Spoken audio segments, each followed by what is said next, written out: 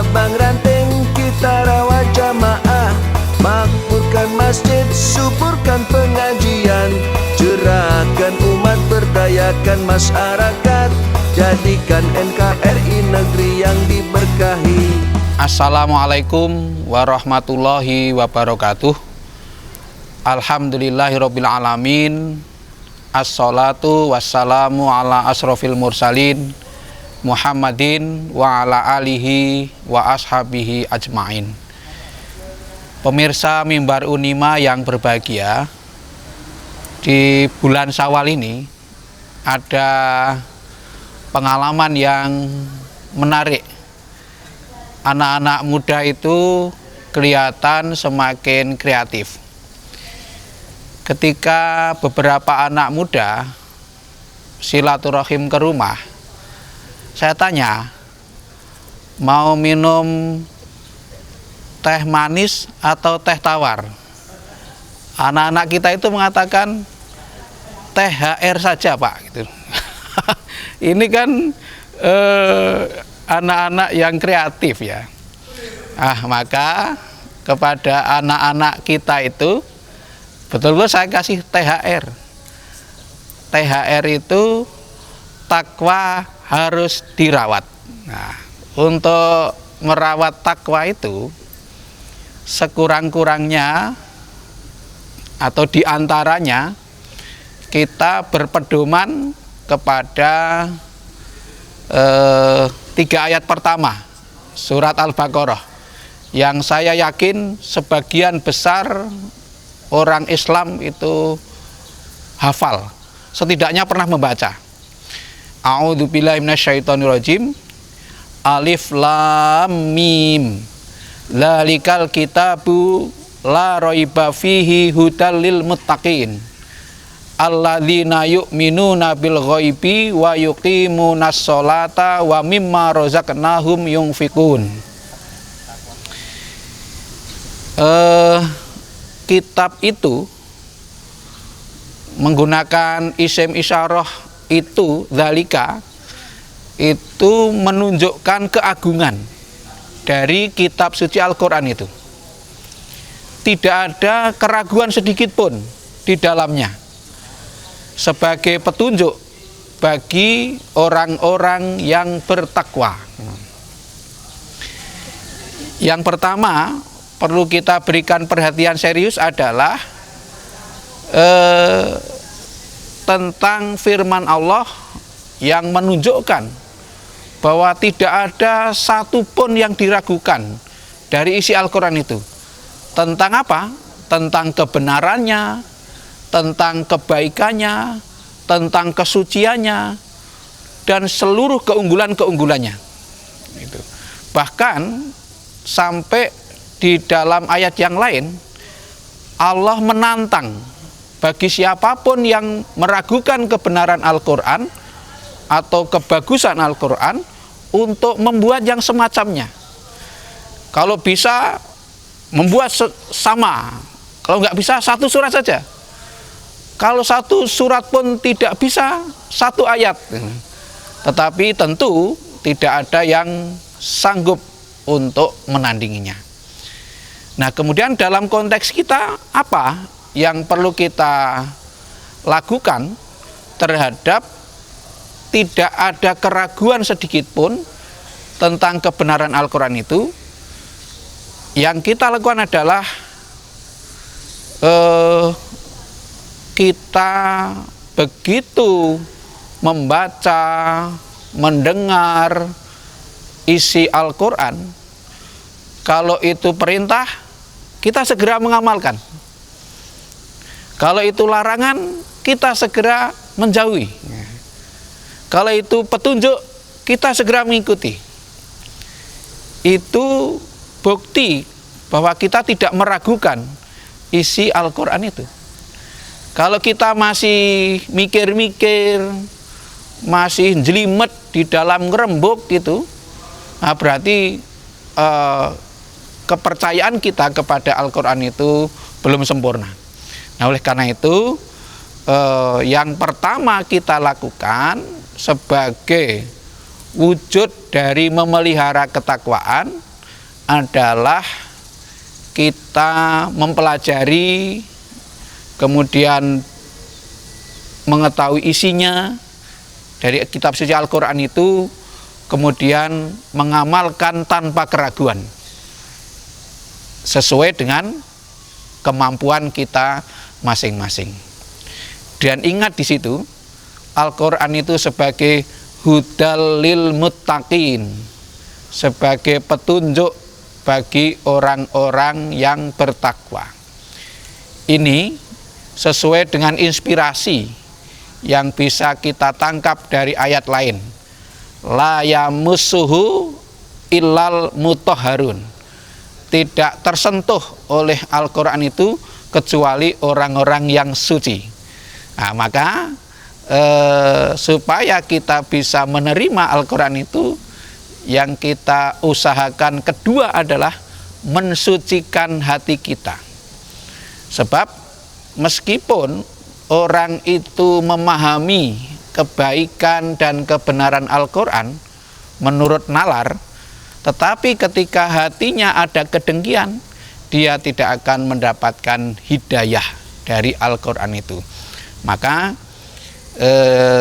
kesucian hati dari perkara-perkara kedengkian, kebencian, dan semacamnya itu harus kita hilangkan supaya kita mendapatkan hidayah dari Al-Quran itu.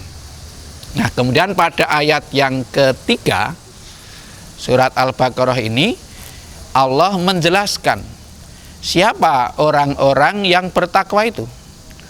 Nah, pada ayat ketiga ini ada tiga. Yang pertama adalah orang-orang yang percaya kepada yang gaib. Kemudian yang kedua, orang-orang yang mendirikan sholat. Dan yang ketiga, orang-orang yang menginfakkan sebagian dari rezeki yang diberikan kepada mereka.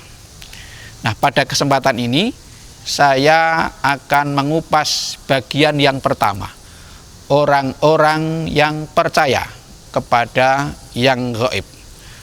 Rasulullah Shallallahu Alaihi Wasallam bersabda, mafatihul ghaibi khamsun la ya'lamuhunna illallah. Pokok-pokok dari perkara yang gaib itu ada 5, tidak mengetahuinya kecuali Allah. Nah, kemudian Rasulullah membacakan ayat 34 surat Luqman.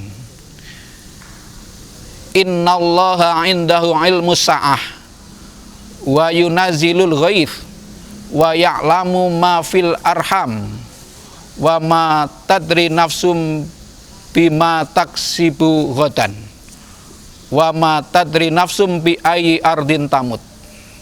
Ada 5.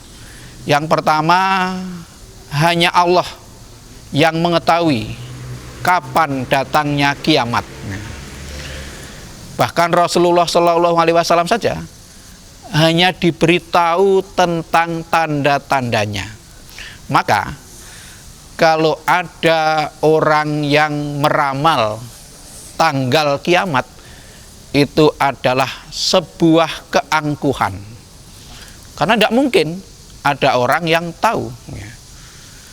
Kemudian yang kedua, hanya Allah yang mengetahui kapan turunnya hujan.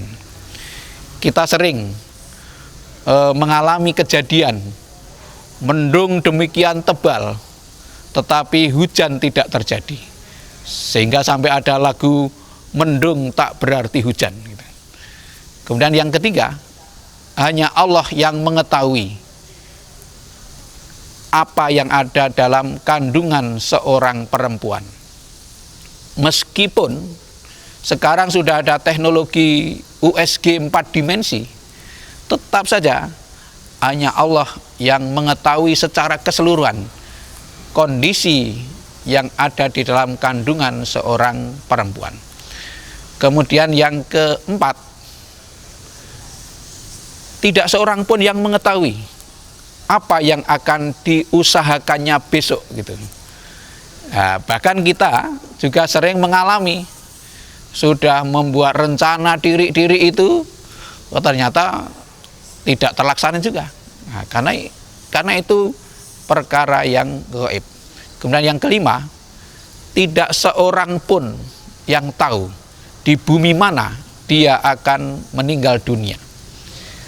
Nah, inilah yang sering saya sampaikan, bahwa kematian adalah kepastian yang dirahasiakan. Nah, kita harus betul-betul meyakini bahwa yang saya sebut 5 itu dari surat Luqman ayat 34 itu adalah perkara yang gaib.